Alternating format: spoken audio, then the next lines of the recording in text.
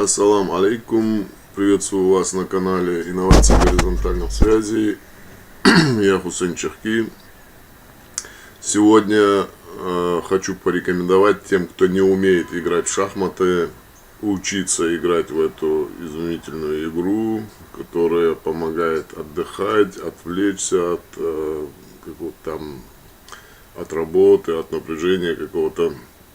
При этом развивает логику, тактику, стратегию. В общем, очень хорошая игра.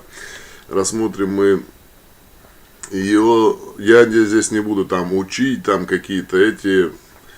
Сам не учился, сам учился как бы на примерах того, как играют другие.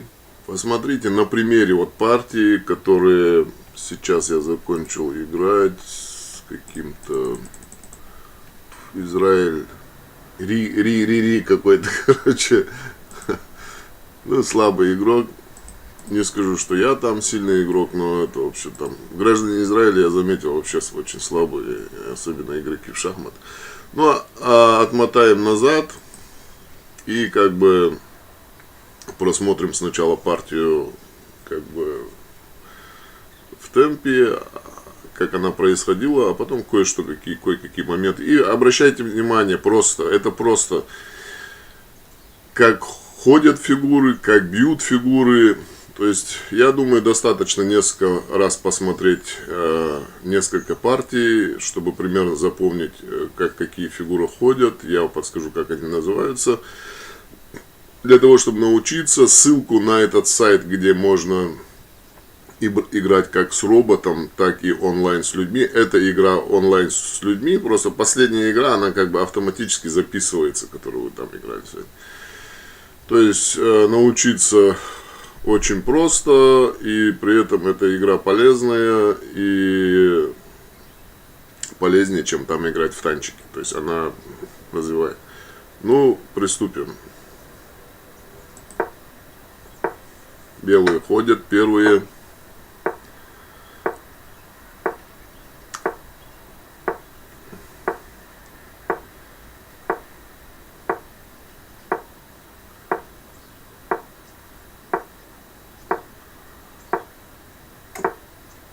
Обращайте внимание, пешки ходят прямо вперед только, бьют по диагонали влево и вправо.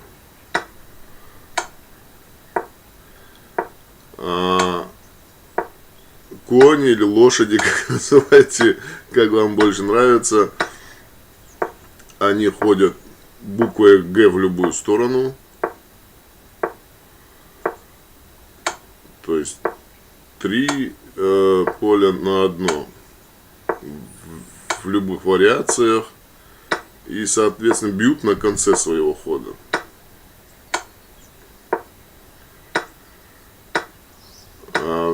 Ферзь, это вот у нас ферзь, здесь остался сейчас один белый, и здесь мат. Давайте еще раз сначала.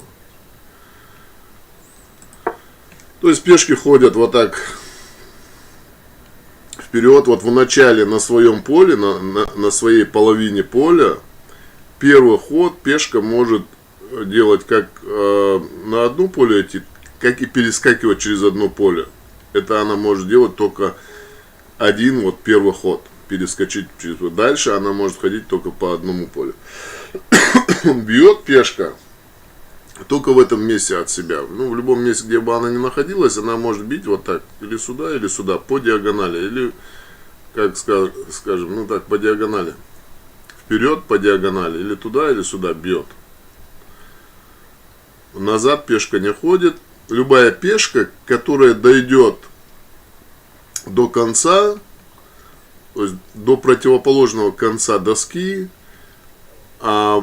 представляется выбор игроку, в какую фигуру превратится эта пешка. Она может ферзя в слона, то есть офицер или слон называется так, конь или лошадь, и тура еще называется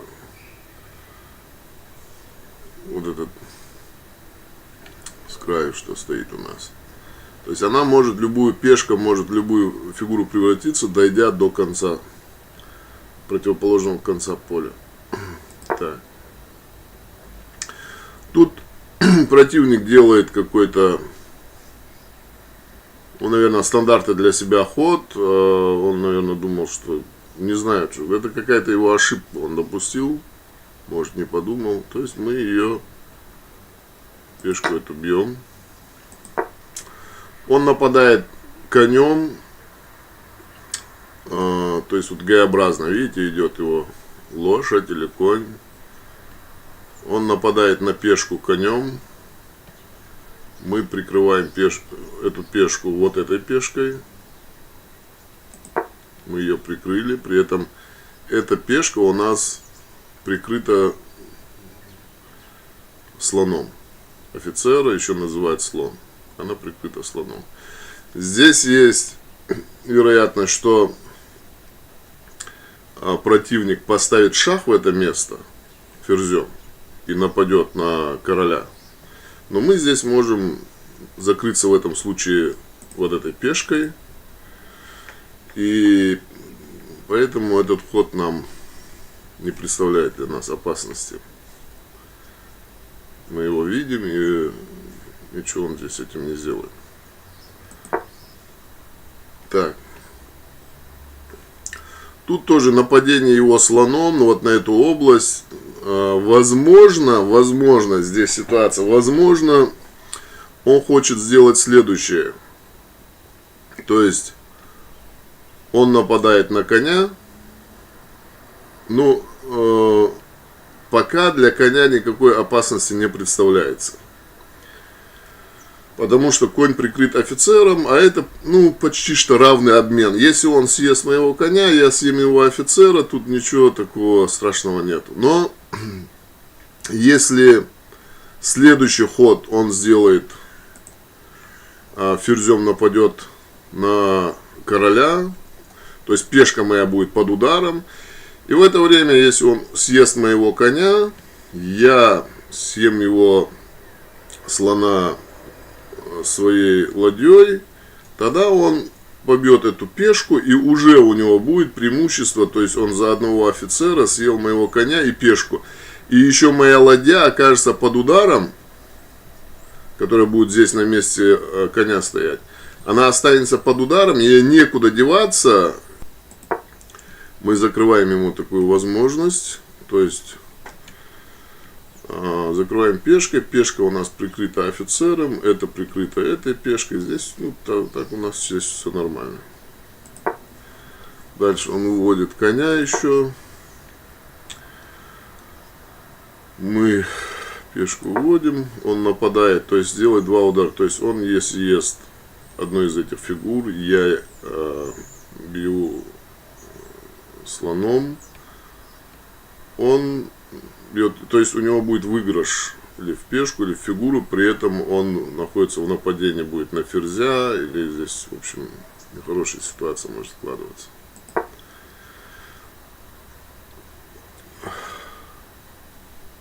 Так, я сделал ход чисто интуитивно, но логика какая? Если он здесь совершает вот эти нападения, съедает мое преимущество, съедает пешку, то в итоге здесь будет вероятность того, что он нападет вот на эту пешку, я это предотвращу и взамен заберу вот эту вот пешку и нападу на его ладью. Он это видит, он закрывает свою пешку, то есть ставит ее вперед, и она оказывается прикрыта с двух сторон. Естественно, мне здесь уже делать нечего, мой ферзь оказывается под ударом. Если он выдвинет эту пешку, то он будет под ударом, при этом я не смогу даже отбить этот удар. В общем, делать ему там нечего, ферзя я отвожу сюда, туда, где сконцентрирован удар двух фигур на моей пешке. Это, естественно, видно, что у него был заготовленный этот ход. Сейчас в нем смысла немного, но он, когда ферзь мой стоял здесь, Он заготовил этот вход и, скорее всего, чисто так по дурке пошел. Так. Мы уводим слона и создаем ситуацию, когда он, скорее всего, уже понятно по логике игры, он этой пешкой попытается пойти вперед, чтобы ограничить ее движение этой пешки. Это будет глупый ход, он закроет поле вот удара. Он ожидает, естественно, что я буду бить его пешку, он ее там или этим конем, или этим конем, или офицером съест, и у него будет удары во все стороны, нападать он будет и на ферзя, и на кругом здесь, но это так, наверное, мыслят граждане Израиля только. Он делает этот ход глупый. Мы нападаем на коня. Здесь ходы у его коня ограничены, то есть сюда он идти не может, я его побью. Сюда он пойдет, здесь у него будет опять же перспектива, никуда ему отсюда ходить, только обратно на место. Он может возвращаться сейчас конем или и закрывать своим фигурам дальнейшие какие-то перспективы. Он его убирает, естественно, и в ближайшей перспективе его коню ходить, то есть здесь он сюда ходить не может, здесь закрыто, здесь под ударом пешки, здесь под ударом пешки, здесь стоит его фигура, то есть у него один ход вернуться домой, короче, то есть недееспособный, закрыто. Так, вводим коня, он делает рокировку. Вот рокировка делается таким образом. Игрок там один раз в игру может при отсутствии фигур между ладьей, турой, то, что называем, и королем, он может менять их местами одним ходом две фигуры. Так, мы выводим коня. Он нападает на нашу пешку, которая закрывает ему ходы. Здесь у него логика такая. В общем, он бьет нашу пешку, или мы бьем его пешку.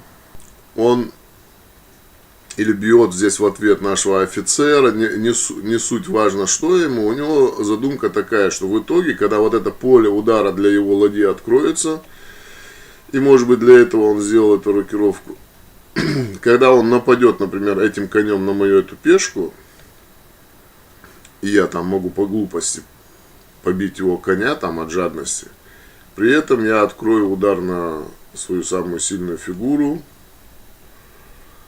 на ферзя, и потеряю его, а это уже большая потеря в шахматах. Потому что ферзь — это самая сильная фигура, она бьет на любое расстояние, и как в плоскости, в любых плоскостях, короче. Кроме, он только не ходит как лошадь, вот Г-образно, а так и по диагонали, и по вертикали, и по горизонтали, и назад, вперед, в любую сторону. То есть ферзь — это самая сильная фигура, а самая важная фигура — это король. Король никогда не должен находиться под ударом. Если угрожают ударом королю, это значит шах. Если создается ситуация, когда король находится под ударом и нечем этот удар отразить, или закрыть, или перекрыть, или некуда передвинуть из-под удара короля, эта ситуация называется мат, то есть проигрыш. То есть он нападает на нашу пешку. Тут нам ждать, пока он съест нашу пешку. Есть офицером можно, мы здесь сделаем удар такой, без разницы, лучше ее съесть. Что мы и делаем. Мы ее съели. Видите, то, что он не побил пешкой мою пешку, это значит, что идея заключается вот в этом, что освободить линию удара для своей ладьи на ферзя. То есть сделать обмен, отдать мне лошадь свою, которую я съем пешку, в обмен на самую сильную фигуру ферзя. Иначе, если бы он хотел не это, он не подставлял бы сюда своего слона, а подставил бы сюда свою пешку, которая у него была бы прикрыта и пешкой, то есть и конем, и офицером, и ладьей. То есть она здесь железно все бы закрывала, короче, и за пешку мне пришлось бы, чтобы это место пройти как-то или как-то создать отсюда какой-то удар. Мне надо на его пешку было бы обменять какую-то фигуру. Ну, пожалуйста, мы ее берем. Он, естественно, ставит сюда лошадь, и этой лошадью он сейчас отсюда, скорее всего, уйдет в ближайшее время. Мы ставим коня сюда, чтобы прикрыть эту пешку. То есть пытаемся предотвратить вот эту его задумку, потому что у нас ферзь здесь стоит хорошо, и нам нравится, как он стоит, и мы пока не хотим его никуда двигать. То есть он стоит в такой позиции, что если ферзь противника примет какие-то активные действия и сместится с этой позиции куда-то, мы можем сделать вот так шах на его короля и съесть беззащитного здесь бедненького вот этого молодого офицера. То есть, ну, хорошо стоит, и что его дергать, если он хорошо стоит. То есть мы его прикрываем. Мы видим вот эту вот его задумку. Но он на ней слишком уперся, короче. И вот его вся игра, вот эта вот ошибка людей, которые играют в шахмат, что они когда переклинят их, короче, на одной вот он задумал что-то, и он вот, и уже видно его всю логику, что он пытается делать, но вся игра у него строится вот на этом. Вот сейчас я вот туда вот это сделаю, но при этом он здесь пешкой сейчас что-то еще попытается делать. То есть он делает хороший ход. Он ставит коня для того, чтобы сесть эту пешку и сделать вилку. Удар шах. Одновременно я буду вынужден уходить от этого шаха куда-то. В это время он совершенно бессовестным образом хочет съесть мою ладью, вот эту туру. А тура это, ну, вторая по мощности, наверное, фигура после ферзя. И обмен там лошади в итоге, хотя он в итоге может, его лошадь может выйти сухой из воды, так скажем. Но обмен, даже если сразу я ее съем, будет неравнозначный, поэтому мы спасаем свою пешку и ферзю. То есть если прикрываем это поле от его коня, если он съест, то я его тоже бессовестно съем, его лошадь. Ну, он здесь так нагло себя ведет, наглым образом совершенно.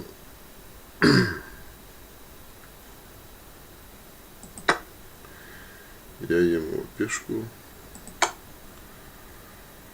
Он делает мне шах. Такой, естественно, шахом мы уходим. Он нападает опять на мою ладью, пользуясь тем, что прикрыт офицером. Вообще такой наглый гражданин Израиля. Мы прикрываемся от его офицера другим конем. При том, что этот конь у нас прикрыт двумя фигурами, офицером и ферзем. То есть он его может побить офицером. Мы побьем его офицера своим офицером. Он его побьет коняшкой. Мы побьем его коняшку. Тут он может, да, съесть нашу ладью. Когда мы... Вот смотрите, он этого не учел, и два шага вперед. Когда он нападал на мою ладью, возможно, он думал, что мы можем прикрыться, но он точно не обратил внимания, что когда я закрою его, эту лошадь, от прикрытия его слона, тем самым я открываю шах моего ферзя его королю. И он здесь уже ничего не может делать, пока просто в шахматах невозможно ничего сделать другого, пока не спасти свою фигуру из-под удара. То есть своего короля из-под удара, из-под шаха.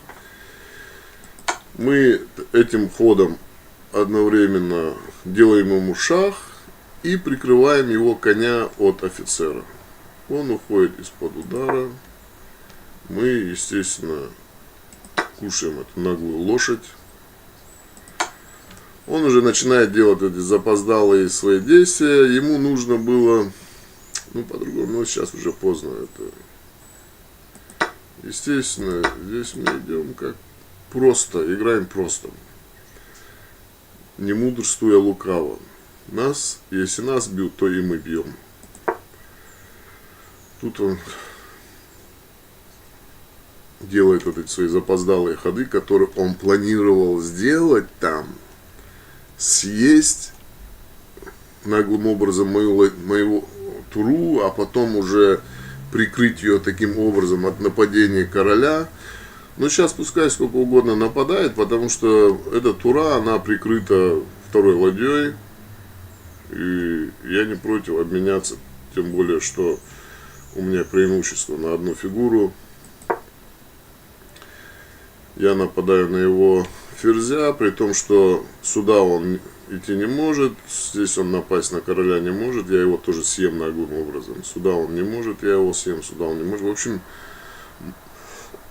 мало чем мне может в данной ситуации навредить гражданин Израиля, тем более, который играет вот на таком уровне. Так он делает какой-то там ход. Мы нападаем на его ферзя. Он делает еще какой-то ход непонятный. Мы ведем пешку вперед. Шах. Он прячет своего короля куда-то. Другой удар. Мы нападаем на его. Глупый ход был, который вот это он сделал. Зачем? Ну, хотя бы сюда пошел бы. Вот сюда хотя бы пошел бы. То он ставит прям мне под удар, ставит его. Я ему делаю шах опять. Он уходит. Я делаю еще шах, естественно, создаю напряженность, так скажем. Вообще хорошо. То есть здесь я ставлю шах и закрываю вот эту пешку, которую я вижу уже чисто в панике гражданин Израиля. Просто он хочет мои пешки мне назло съесть, короче. Как будто они что-то уже решают.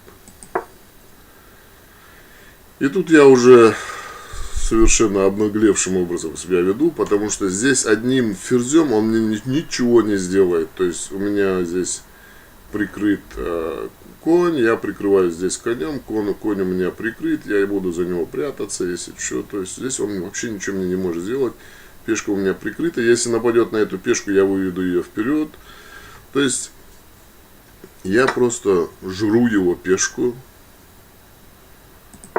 Он спасает эту пешку, как будто у него тут такая ситуация, которая ему до пешек. Вот он, короче, видимо, в Израиле жарко, и их там распаривает, короче, эта жара, и они начинают страдать каким-то скудоумием. Короче, не та ситуация, когда ему надо думать о пешках.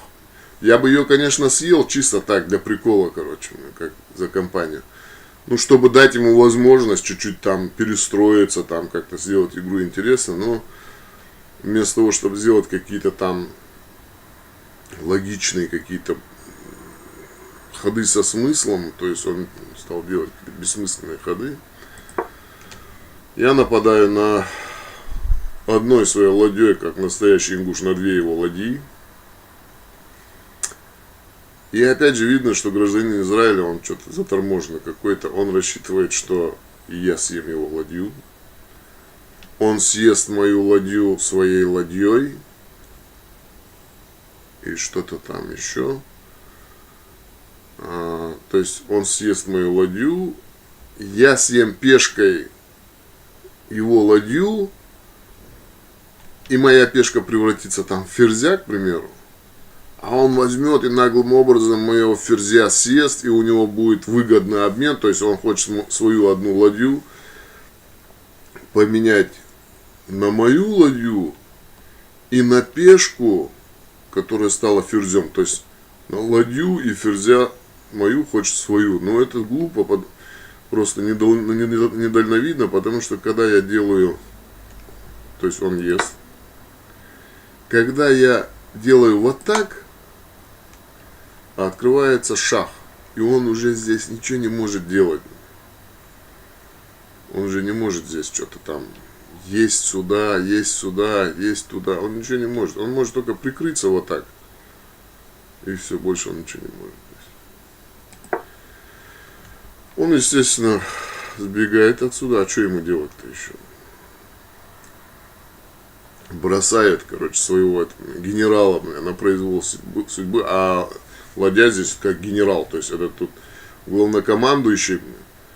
А я здесь как генерал. Мы этого генерала, хоп. Он, короче, ферзь делает харакири себе. Он прыгает прям под танк, короче. Погибает героически. Но здесь можно поиздеваться просто над человеком. То есть есть его пешки, гонять его туда-сюда. Ну так как я вижу, у него и так время мало. Вот у него осталось минут 24, а думает он долго, поэтому мы не стали особенно над ним там это. То есть он делает, куда-то пешками идет, куда-то он рванул, короче. Надеется, наверное, что-то там перепрыгнуть через мои пешки и ферзем напасть, короче, на... Тут так, он еще что-то там пешками делает. И мы просто ставим мат, все. Ему идти некуда, он... Его король гражданина Израиля стоит под ударом. Съесть моего ферзя он не может, потому что ферзь прикрыт. Идти сюда он не может, потому что здесь идет под удар пешки. Уходить туда не может, потому что остается под ударом, а это значит мат. Все, конец игры. Вот такая несложная, очень полезная, очень интересная игра, в которой бесконечное количество комбинаций, поэтому всем рекомендую, ничего сложного нету, не надо на эту игру смотреть на какую-то сложность. Всем, кто не умеет играть, рекомендую, смотрите, учитесь и получайте удовольствие. В общем, на этом все. Всем спасибо, подписывайтесь на канал, ссылку на этот хороший сайт я отдам внизу в описании.